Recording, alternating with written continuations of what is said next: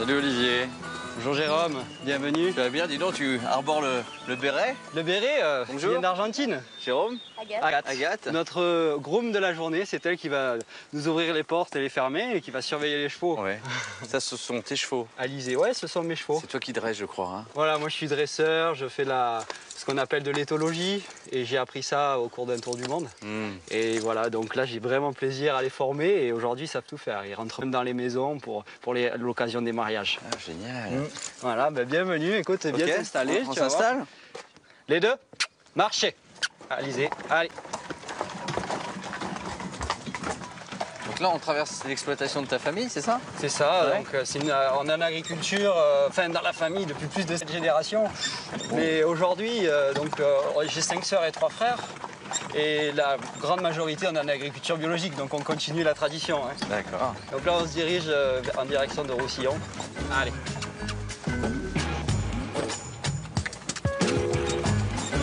Place, place.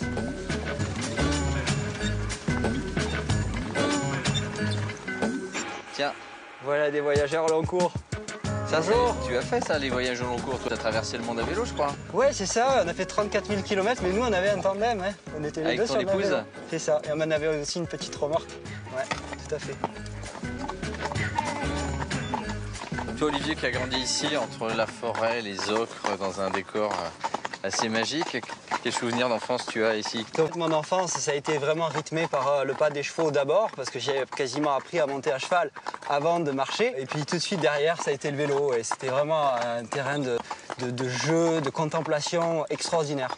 Et ça a aussi forgé ce que tu es, cette nature, ce respect de la nature. Je crois que dans la ferme familiale, vous êtes aussi à cheval là-dessus, sans faire de jeu de mots. Hein, mais... Oui, tout à fait. Mon père était un précurseur de l'agriculture biologique, déjà dans les années 60.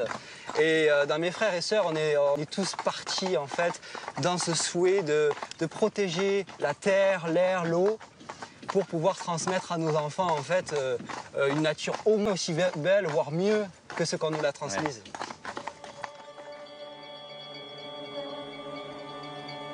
Ouais. Oh oh! Stop! C'est une façade monumentale, on dirait, une entrée d'immeuble presque. Hein. Ouais, dans les années 1884, tout ça, ça s'est fait à la force. À la pioche? À la pioche, à la pelle, et puis bien sûr avec les chevaux pour sortir l'ocre et le sable, pour amener ça en fait dans la carrière. On peut même apercevoir aujourd'hui, tu vois, les coups de pioche qui sont sur la façade. Et là-haut, en fait, pour tenir cet ensemble de sable, pour pas que ça s'érode plus, il y a les pins qui ont été implantés par la main de l'homme. Donc, ceux qui sont en toiture, j'allais dire. C'est ça, exactement. Pour que les racines empêchent l'effritement? Exactement. Parfois, l'homme a eu une vision écologique. Ouais. On va à l'intérieur. On va dans les galeries. Ouais. Ah, on va se casquer. Ah, il faut mettre un casque, hein. Bien sûr. S'il vous plaît. C'est jamais si ça s'effrite un peu ou qu'un pigeon nous envoie un petit caillou sur la tête. Allez.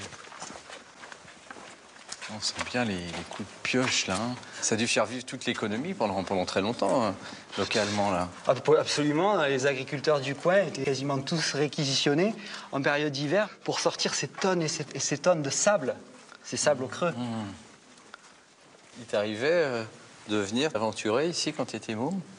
Ah oui, on est venu jouer avec les vélos, mais parce que je les connaissais déjà un petit peu. Parce que mon père nous y avait amené déjà avec son vieux tracteur, Renault rouge, je me souviens encore. Et on allait au fond des mines pour aller chercher les sacs de compost sur lesquels poussaient les champignons de Paris. Ah. Et donc, je me souviens que lorsque je voulais retrouver le jour, quand j'étais avec mon père et qu'on était à l'autre bout, j'écoutais d'un côté le bruit du tracteur et de l'autre côté, ce qui devait me guider, c'était le jour. Mais quand on est loin, on voit même plus la lumière du jour. Donc il fallait que je me repère aux portes, que je glissais ma main en fait sur la paroi. T'avais pas de pile ni rien? À l'époque, non, j'avais même pas de lampe, je me souviens pas pourquoi. Et donc j'avais 3 portes à droite, 2 à gauche, et alors là je commençais à apercevoir déjà la lumière tout au fond de la galerie. Oui, d'ailleurs, l'ocre, c'est beaucoup de sable qui compose ce qui était extrait ici, là. Tout à fait, on a environ 80% de silice, donc de sable, et 20% d'ocre. Et tout ce qui était extrait ici, servait à quoi? Ça partait où? Alors ça pouvait partir dans le monde entier pour servir de pigment pour colorer en fait. Déjà à l'époque c'était les sacs, donc de l'exportation, des panneaux et les petits joints sur des bocaux. Des bocaux, Ouais, exactement. j'ai envie de parler Voilà. de ça, d'accord. C'est ça, ben, c'est la couleur de l'ocre. Hein. Oui, c'est ça, c'est vrai. Exactement. Ouais. C'est dingue.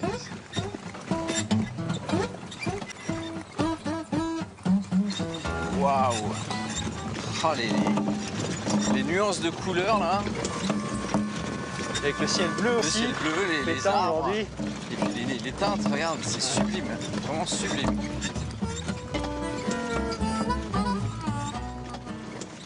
Bon ben voilà, maintenant on va pouvoir aller voir